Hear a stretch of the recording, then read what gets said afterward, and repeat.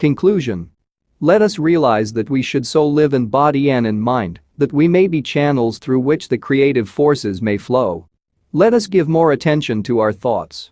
For thoughts are deeds and are children of the union of the mind and the soul. What we think continually we become. What we cherish in our minds is built into our own physical bodies, becoming not only food for our souls, but also the soul's heritage in realms of other experiences. Will is an attribute of the soul. We must recognize by exercising it that we either make ourselves one with our Maker or separate ourselves from Him. With the will we can either adhere to or contradict those immutable laws set between the Creator and the created. Let us determine within ourselves that a constructive program will be followed.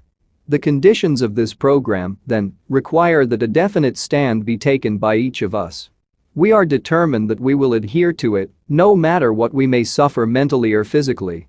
We will trust in the divine force within for the strength to endure and for the ability to say no when we should. We will consider the needs of others before our own. May we study to show ourselves approved unto God in body, mind, and soul. May we become less and less aware of the desires to gratify the carnal forces of the body. Is our purpose in life to gain power, position, wealth, and to satisfy the longings of the flesh? Are we to lose our own souls by so doing? It is for us to choose. The Christ stands ready to help. Shall we bar the door of our own consciousness? Father, as we seek to see and know Thy face, may we each, as individuals and as a group, come to know ourselves, even as we are known, that we as lights in Thee may give the better concept of Thy Spirit in this world.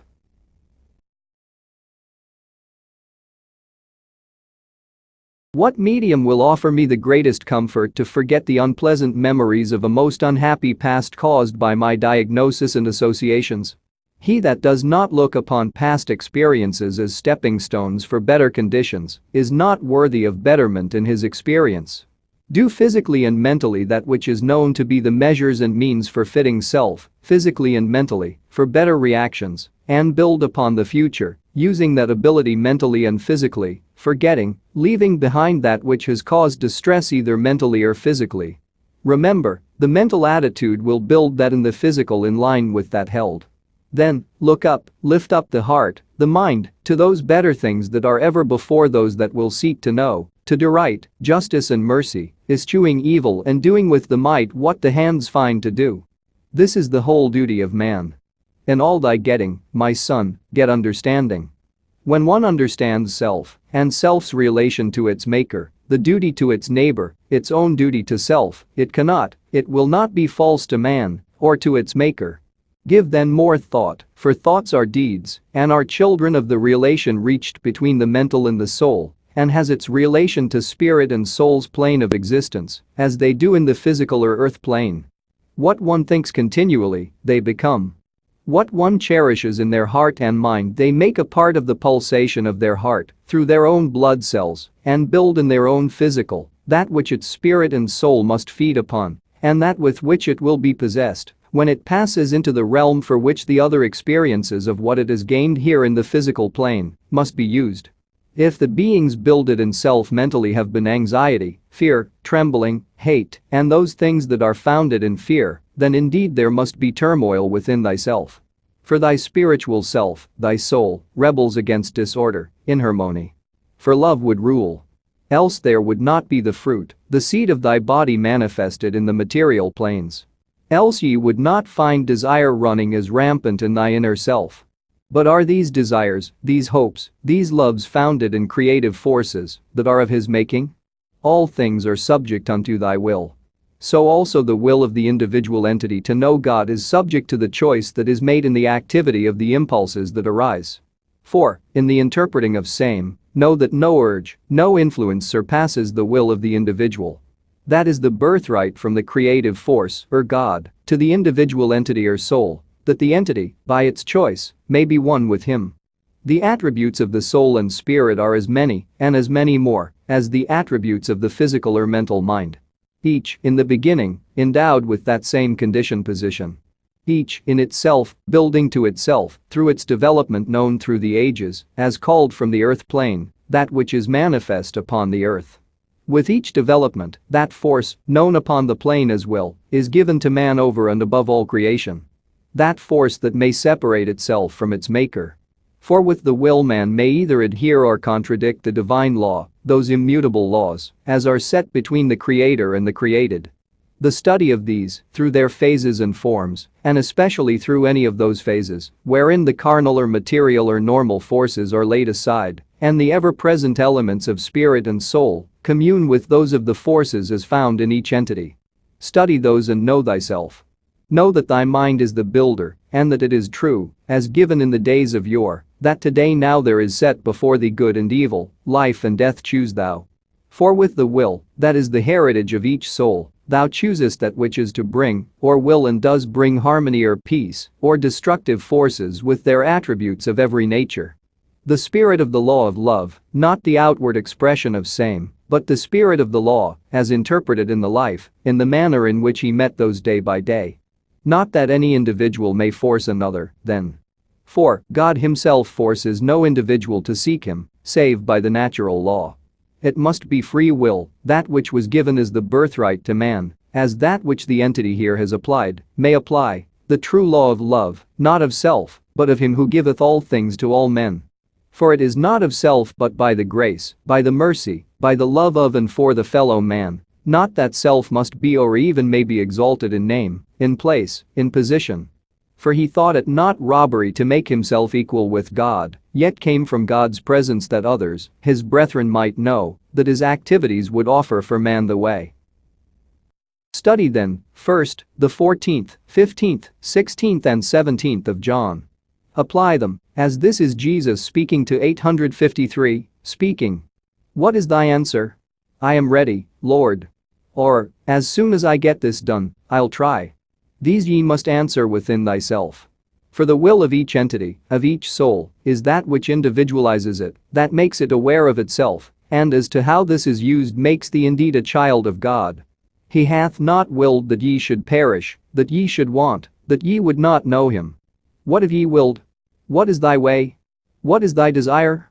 It becomes then so simple that the simplicity becomes the complexness of the daily life. No, as you analyze yourself, these are unalterable truths. God is, and to him first you owe all allegiance. Or you work with or against that divine within. Not that ye separate God and become as a servant, but as the Master so oft indicated, I and the Father are one, I am thy brother, ye are co-creators with God. Be ye holy, even as your Father in heaven is holy. Know that there is only one Spirit, and that thou possessest thy measure of same. Thy will is given thee to use or abuse that Spirit. For the Spirit is of the Creator, and thy body is the temple of that Spirit manifested in the earth to defend or to use in thine own ego, or thine own self-indulgence, or to thine own glory, or unto the glory of him who gave thee life and immortality, if ye preserve that life, that Spirit in him. What greater message, what greater faith, what greater hope can there be builded than to know just this, that God in Jesus cares and is willing, even with all thy waywardness, to comfort, to cheer, to bring peace out of storm, to quiet the tempest of thy mind, to quiet the fears of thy body, to quiet the spirit of thyself that is a portion of God, and that ye overcrowd so oft with the cares of the flesh, that ye crowd its influence out of thy life. Ye starve it, that may feed the thousands, that may feed thyself. And the entity through some of the hardships has brought into the present experience those tendencies for a secretive nature, to keep things to self, satisfying self, that to burden others with that which troubles or that which discourages only adds to same. Take thy trials, thy temptations with Jesus in thy walks with him, and these disturbing forces in thine experience will disappear. How can I learn to interpret and understand such karmic relations and obligations as may require effort on my part in working out? Each soul is a portion of the Maker. The soul body may have indulged here, gormandized self there, thus creating that which is to be met in him. He, the giver of life, thy brother, the Christ, has made a way for thee. For the lifeline still holds, when thou knowest within thine self thou art waging war within thyself. Though the conditions about you, about any soul, may be as torments by the activities, the speeches, the obligations of others, they are only used as puppets and are as nothing but that self may overcome those influences. And thus does the soul comprehend and understand that in him, the Maker, the Christ, only is light, and that self lost in him may meet all karmic forces, and that which has been the easily besetting error or sin becomes as a stepping stone for a closer walk with him. Each soul finds itself in body, in mind, in that place in which it itself, as an entity, as a whole, is meeting only its own self. Who is able then? Who hath promised then, that when ye are in doubt, when ye are set about by fears and doubts that he will answer, that he will direct? Is it self? No. For self is inclined to forget the promises and look for the moment alone. But thy body is the temple of the living God, and he has promised to meet thee in thine own tabernacle. For the kingdom is within, and there he hath promised to meet thee. Then seek while he may be found. For as he hath given, if ye will but be my children, I will be thy God, and though ye wander far, when ye call I will hear, and will answer thee speedily. There is the physical body, we find, with its attributes, its desires, its appetites, that may be so exercised, in the appetites, as to preclude the real desire. Then we find there is a mental body, through which the physical functions as well as through which the spiritual attributes function. Thus it is evidenced that there is a mental body, that which is the builder for weal or woe according to the judgments or the choice of the relationships in the experience of the entity, as to bring the influences within the activities. Then we find there is the spiritual body or the soul. Of this the entity may only become aware when in those periods or conditions where anxieties respecting others become apparent within the experience of self, or that longing which is a part of each soul's experience for the continuity of that which is constructive within the experiences of the body, mind and soul. It is from such a premise, then, that we would approach the problems of this entity in this experience.